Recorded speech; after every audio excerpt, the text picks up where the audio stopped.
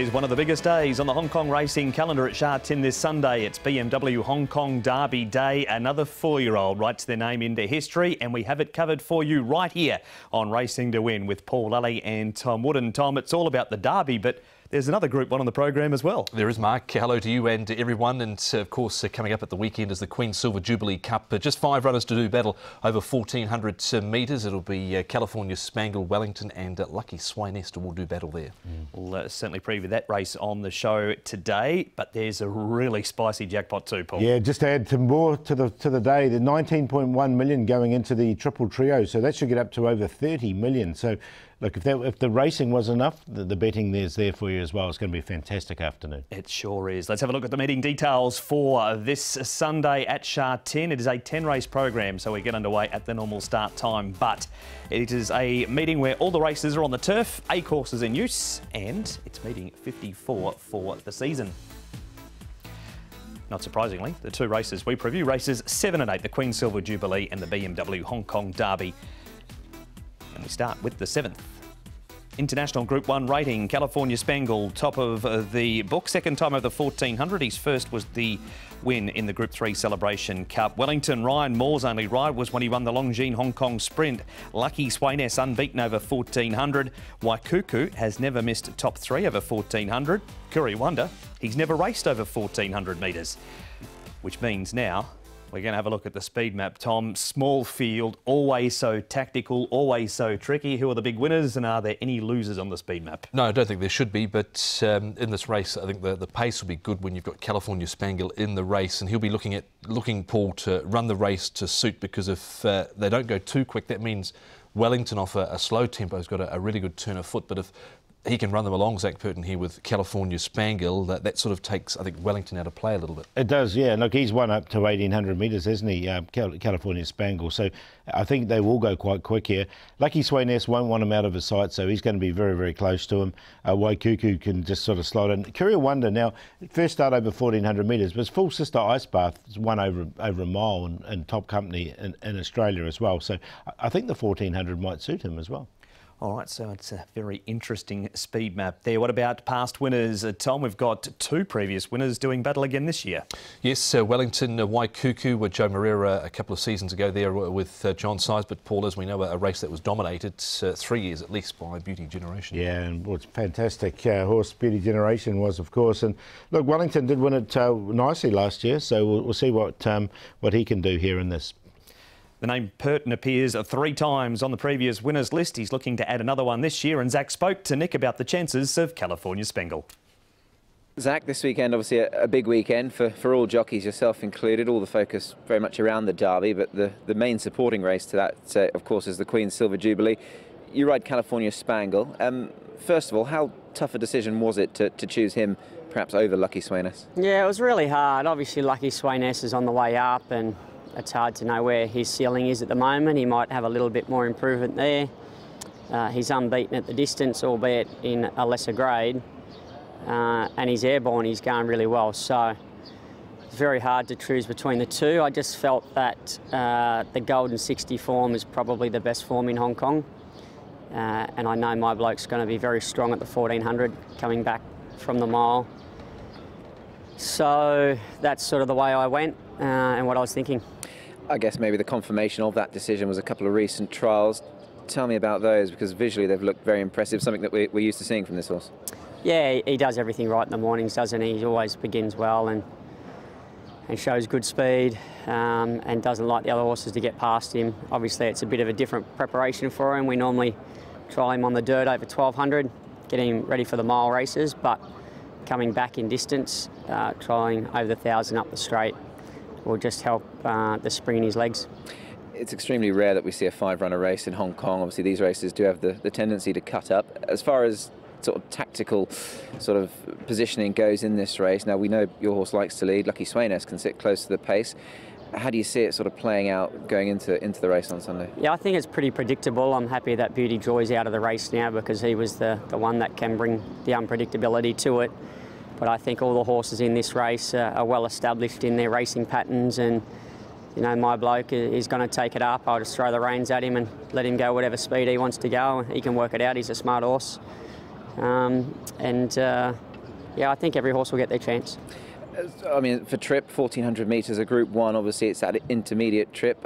I guess he's winning the Celebration Cup first up over this distance was impressive, and certainly no issue as far as the distance is concerned. No, distance is not a problem. When he won the Celebration Cup, he raced against a lot of horses that were out of form and were struggling at the time, so I don't think that's a true reflection of his ability in that race at the time, but he got the job done, he did it nicely, and if he can repeat that performance, he should be hard to beat.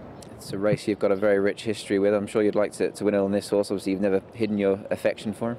No, I love the horse, of course. Yeah, he's been my favourite horse, you know, the last 18 months, and you know, I always enjoy riding him. It's a privilege to be on his back, and you know, hopefully we can get another win on the board with him. That is Zach on California Spangle. Tom, we're going to move now to the Stewards Cup replay. This is over 1600. He runs third, Waikuku runs fourth. Has Zach made the right call going for California Spangle over Lucky Swainess, do you think? Yeah, I think he has. As he said in the interview there, he's got the golden 60 form, and that form is very hard to beat here in Hong Kong, as we know, and this was the occasion where he was able to stalk California Spangle and pounce on him at the 200 metres and run on by. But here at the 1400 metres, Paul, as Zach said as well, it's pretty predictable what is going to happen off the front. Yeah, exactly. He's going to get to the front and he can dictate, right? And that's the key with California Spangle. You know, he can put that extra bit of pace in, and he's the stayer of a lot of them. You know, these other horses are sprinters coming up to 14. Must be a nice feeling being this man going to the races on Sunday. You've got California Spangle, you've got also Beauty Eternal. What of the others, Paul? Victor the winner. I think he can win. He's a very nice horse. That Good Boy's interesting. He's a first starter. Rattan Kingdom's drawn a little bit wide. Magniac's going well at the moment. He's been placed in both his starts. Yeah, he's only got 7 rides through the course of the afternoon, but Magniac's certainly interesting. A few of those earlier runners are drawn wide, and he's looking to get down to it's 118 on Unpresuming at the end of the day. He's looking for 3 in a row, is Unpresuming. So that is Zach and California Spangle. Tom, this is Lucky Swainess in the Centenary Sprint Cup. Wellington runs second, Courier Wonder runs fourth, but he really announced himself on the stage this day, didn't he? He certainly did, and look, he just keeps on improving. That was a career best for him last time out here in the Centenary Sprint Cup over Wellington, who I thought he might have quickened a little better this day, Paul, and they've opted to change the jockey as well. Ryan Moore goes on board. Yeah, so he's going to jump aboard as well. Look, he finished off nice enough, but Lucky Swainess definitely had the wood on him in this particular contest. And he is, as Zach said, he's a young horse that's coming through as well. So he's still on the up, Lucky Swainess. Both carry 126 pounds in this race. He's been back to the trials, Paul Lucky Swainess. He wins the trial. There he is up outside Saquin turning for home. Yeah, and it was a nice trial. Just ticked him over nicely. He's going to try and keep California Spangle in his sights the whole race. That's the key. What James McDonald's going to have to do. He won't want Zach to get away with anything sort of slow in front and sprints off or take off. So he's going to just be really handy to him, I think. Yep, he'll be tracking him everywhere he goes. James McDonald, Zach Purton there. That'll be the instructions, no doubt, from Manfred Mann. And Courier Wonder, Tom, he's a horse that's won 5 times over the 1200. John Sizer's tried a few things with him this season, ran him over 1,000 3 starts ago. First time 1400 this week. Yeah, and he was carrying the big weight here last time out, 135 pounds handicap conditions, Class 1 race, went back to the inside, sort of got slightly tightened up here, having to come off the heels there of the nervous witness, and then was squeezing through between him and Duke. There was a lot to like about the run. First time beyond 1,200 metres, Paul, and look, I think he gets his chance in a small field. Yeah, look, I don't think it's a negative going to 1,400 metres by any stretch of the imagination. The breeding's there for him, so I think that's a good thing. You've seen all 5 runners now for the Group 1, Paul, the Queen Silver Jubilee. What order do they finish in? Well, I went 1-3-2, so I put California Spangle on top. To beat Lucky Swainess and Wellington, I said that way, 1-3-2. You can't argue as well. 1, 3 and 2, I think they're the 3 horses with the 3 live chances in the race. California Spangle over Lucky Swainess and Wellington, 1, 3 and 2. That is race number 7, but don't go anywhere, because after this break we preview the BMW Hong Kong Derby right here on Racing to Win.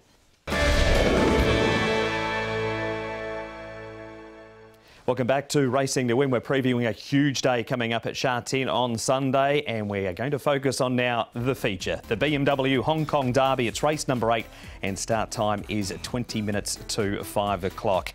Keefe is at the top of the book, one of 2 in the race for Frankie Law. Beauty Eternal, he's likely going to start favourite and give John Size an opportunity to win another Derby. Super Sunny Sings, the Classic Cup winner. We've also got a Voyage Bubble, the Classic Mile winner.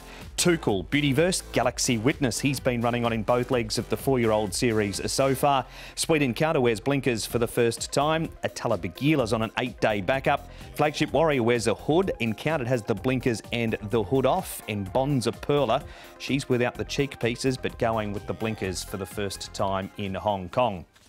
All right, so that's a look at the runners for the Derby, Tom. There's 2 being talked about. One is Beauty Eternal, one is Super Sunny Sing, and where do they end up?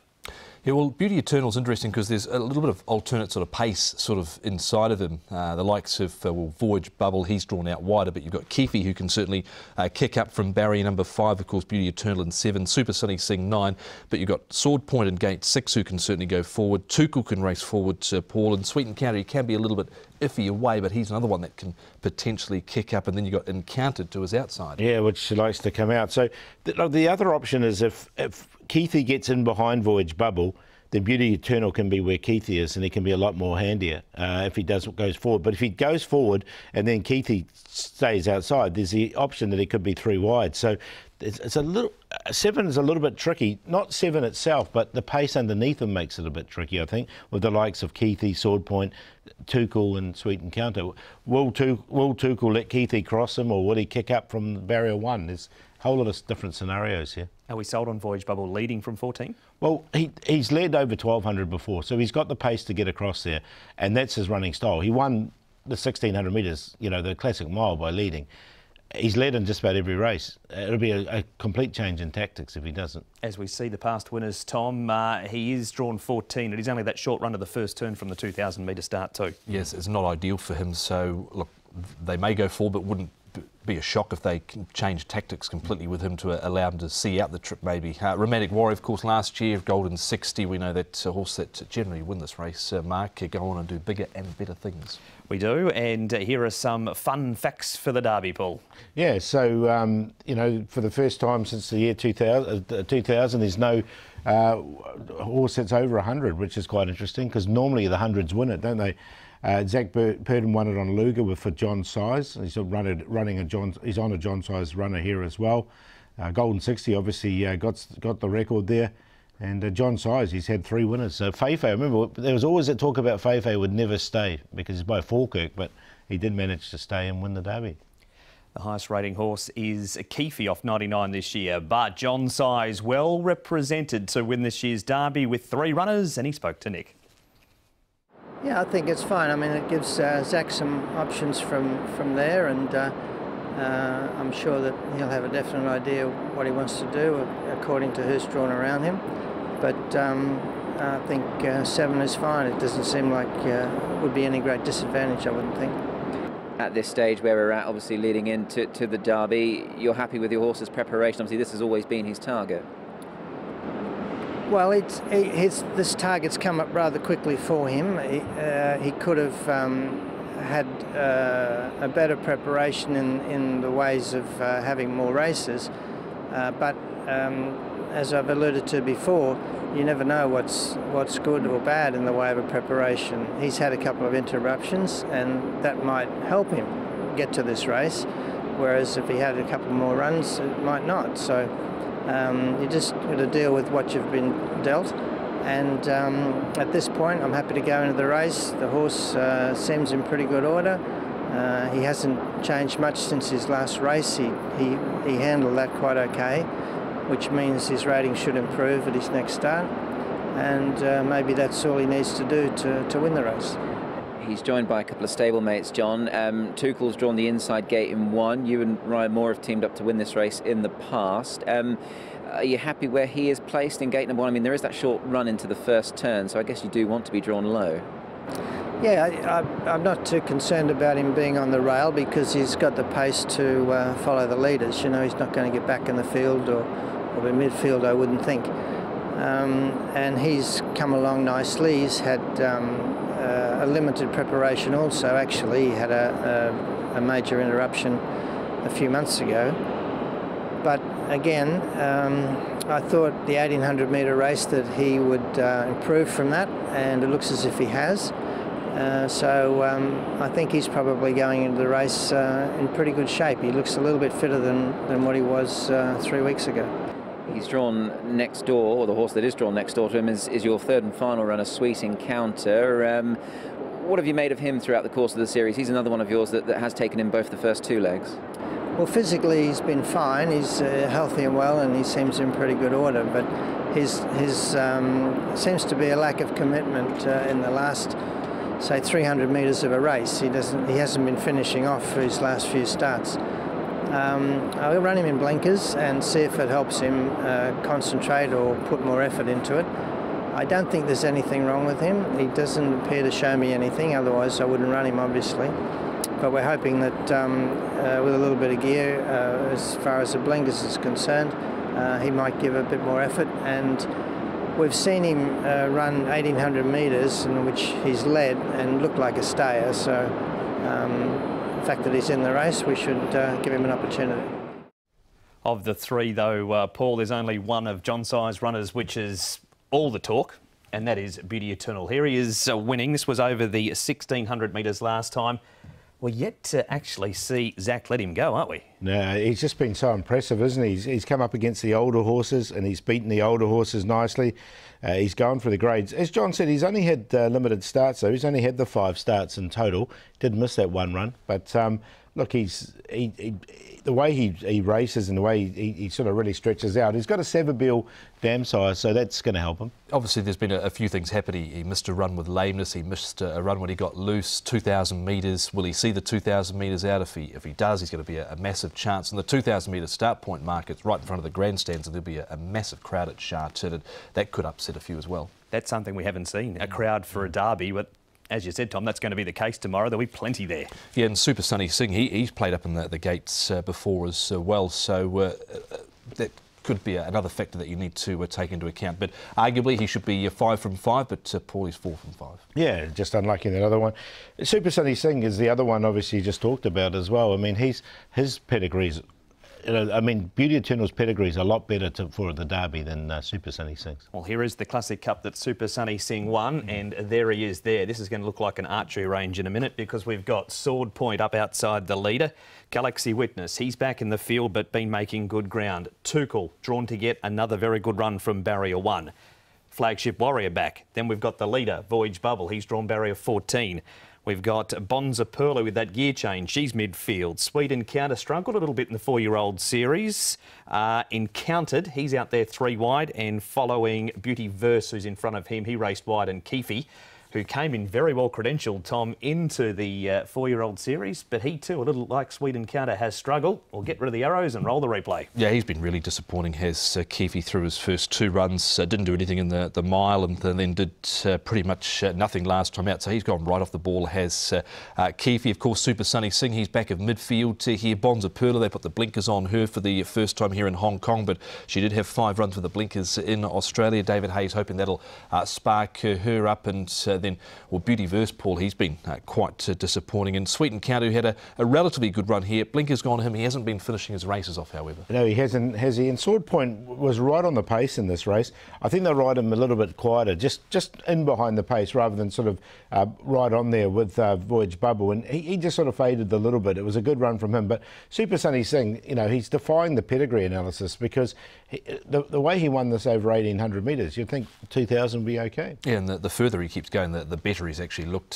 Flagship Warrior, again, a horrible barrier draw, but he's been running on recently too. He has. There is the stats for Super Sunny Singh. Tom, it's been such a great season for him. Once he got into Class 3, he's been unbeaten. Yeah, Chris So's done a great job with him. He's won 5 of his 9 starts, and look, he'll be trying to do what Ambitious Dragon and a few others have done, have come through the Cup and then go on to win the Derby.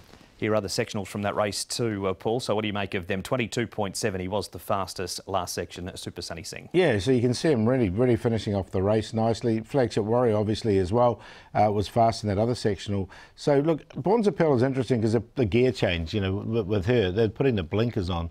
And she was group placed with blinkers on in Australia. All right, we need to move on. Here is a race from last weekend, Tom. Atala Begil. This race was over the 1,400 metres. He goes to the 2,000 metres, of course. And of course, he jumps from barrier 12, and David Hall has taken a little bit of a different path with him. He won over a mile. They dropped him back to 1,400 metres 8 days ago. He finished off okay, I thought, down the outside. He's one that his pedigree says that he could certainly see up the 2,000 metres. Yeah, he's crying out for it, isn't he? And look, it's just whether he's good enough to sort of step up and win this. But he's going well enough, and he'll get back. He'll just need a bit of luck in the running. Raced up to 1,400 in New Zealand, whereas Paul Straight Aaron, one start for Casper Founds for one win. He ran third over 2,000 metres prior to arriving in the Frank Packer place. Yeah, so we know that's not going to be a problem for him. And this was a marked improvement from Straight Aaron. He's going to win this race a long way from home. And look, he was just held up, and just produced that late run. And once he got through to the gap, it was a really good turn of foot for him. So I reckon he's one of the major chances. Yeah, I think he is as well. And because he did get stopped in his tracks there, so the way he's picked himself up again and found again late, albeit a little bit green, I think there's further improvement to come. He had a good look at the winning post, didn't he? As we have a look at the barrier stats for the 2,000 metre A course, Tom. Yeah, and so you can see there a few gates out wider, with the exception of barrier 12, have got average records, but sort of certainly 1 to 8, and then a bit of an anomaly there with barrier 12 as well, having many winners. Yeah, and that's Atala Begil's gate. All right. Who wins the Derby, Paul? Well, I think Beauty Eternal, if he stays at 2,000, which I think he will, he can win with that Savabell influence coming through the dam side. Sword Point, he'll be right on the pace. Straight Aaron looks a major chance. And Super Sunny Singh, 2, 5, 13 and 3. Obviously, he's going to be very short, is Beauty Eternal, so I'm going to go against him here with Straight Aaron up to the 2,000 metres. Beauty Eternal, Sword Point and Super Sunny Singh, 13, 2, 5 and 3. All right, they're the two feature races on Sunday, Paul. Who wins some of the others? Look, just summarising quickly, I thought Plentiful can come on from his debut run. Around the Globe was impressive on debut, and Not Usual Star, I thought he was really unlucky at his last start. We need your best. Yep, the best for me is going to come up as in the last, which is Not Usual Star. A change of jockey with Alexi Bedell. I think Chris So can get this horse home. And Plentiful in the first, he should be a big price. I think he's improved a lot since that debut run. And the play in race is 3, 1, 2, 8 QQP. Best for me comes up early, Round the Globe. Didn't think it was a strong race. Good debut from him. Ricky U, Karis Teton off a 4-timer Wednesday night. Straight Aaron will go with him in the Derby. Blake Shin, Casper Founds, and we'll take the play in that race as well. Beauty Eternal, Sword Point, Straight Aaron. Supreme Lucky, so unlucky last time he missed the start. He should have won. Danny Shum for Matthew Poon will make the long shot Lifeline Vision. Race 2, number 11, Karis Teton. And the play is race 9, 4, 5 and 12. That has been Racing to Win. We'll see you at Sha Tin for Derby Day.